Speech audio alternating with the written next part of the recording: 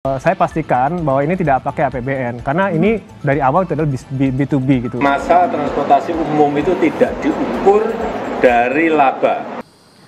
Hal ini disampaikan oleh anggota Komisi 6 DPR RI fraksi Golkar. Ia bilang tidak akan ada uang APBN yang dikeluarkan untuk pelunasan utang proyek kereta cepat Jakarta-Bandung. Hal itu ia ungkap lantaran kerjasama proyek Indonesia-Tiongkok tersebut merupakan kerjasama B2B atau business to business.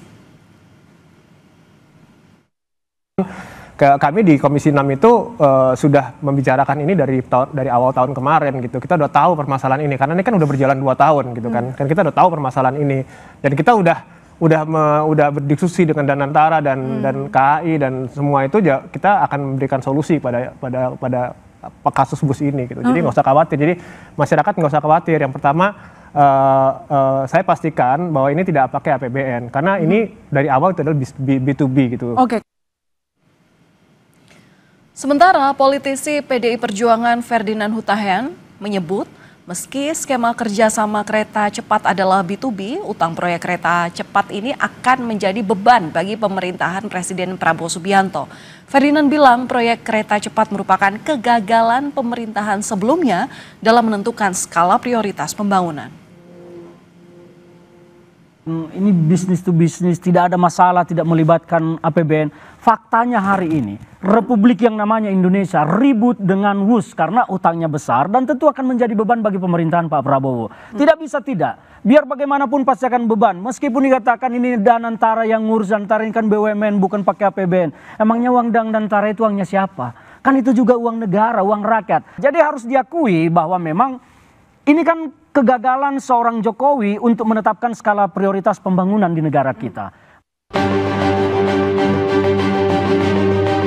Proyek kereta cepat Jakarta-Bandung atau WUSH jadi sorotan lantaran utang yang membengkak. Menteri Keuangan Purbaya bilang enggan mengeluarkan APBN untuk menutupi utang investasi WUSH. Ia berharap sebisa mungkin diselesaikan secara bisnis to bisnis. Bagus. Saya nggak ikut kan? Top.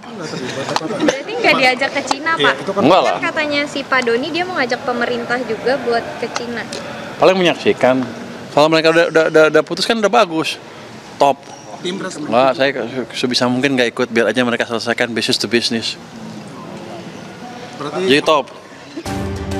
Presiden ke-7 RI, Joko Widodo menyatakan WUSH tidak ditujukan untuk bisnis atau mencari laba, melainkan investasi sosial jangka panjang. Prinsip dasar transportasi massal, transportasi umum itu adalah layanan publik. Ini kita juga harus ngerti, bukan mencari laba.